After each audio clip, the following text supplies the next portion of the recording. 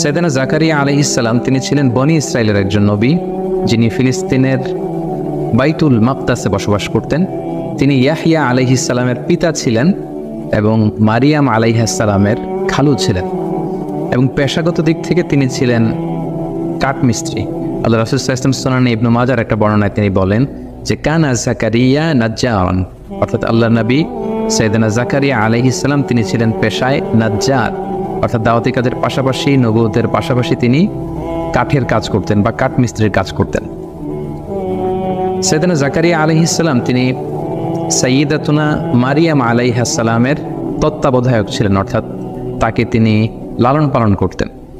এই ঘটনাটা ঘটেছিল এভাবে, মারিয়াম আলাইহিস সালামের পিতার নাম ছিল ইমরান, যিনি বনি ইসরায়েলের অনেক বড় একজন ইমাম ছিলেন বা পাত্রী ছিলেন, আর তার স্ত্রী এর নাম ছিল হান্না বিনতে ফাখুস। আর তাদের পরিবারে এসেছে মহিয়সী নারী মারিয়াম আলাইহিস সালাম।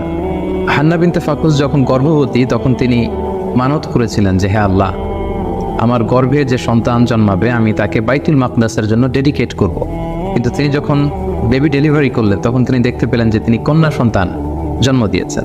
এই ঘটনাটি আল্লাহ তাআলা সূরা আলে ইমরানে খুব চমৎকারভাবে বলেছেন যে ইদ ক্বালাত ইমরাতু ইমরান রাব্বি ইন্নী নাযারতু লাকা মা ফি বাতনি মুহাররারান ফাতাকাব্বাল মিন্নি, অর্থাৎ হান্না বলেছিল হে আল্লাহ, আমার পেটে তুমি যে সন্তান দিয়েছো এটাকে আমি বাইতুল মুকাদ্দাসের জন্য মুক্ত করে দিলাম, দিয়ে দিলাম, সে বাইতুল মুকাদ্দাসের খাদেম হবে।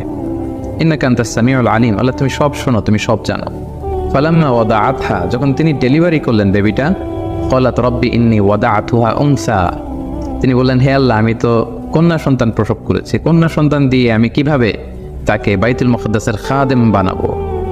আল্লাহ তাআলা তখন বললেন যে ওয়াল্লাহু আ'লামু বিমা ওয়াদাআত, যে সে কি ডেলিভারি করেছে এটা আল্লাহ তাআলা খুব ভালো করেই জানে। ওয়ালাইসা যাকারু কাল উনসা, অর্থাৎ হে হান্না তুমি বিচলিত হয়েও না, তুমি এমন মেয়ে জন্ম দিয়েছো অনেক ছেলেরাও তার মতো হতে পারবে না।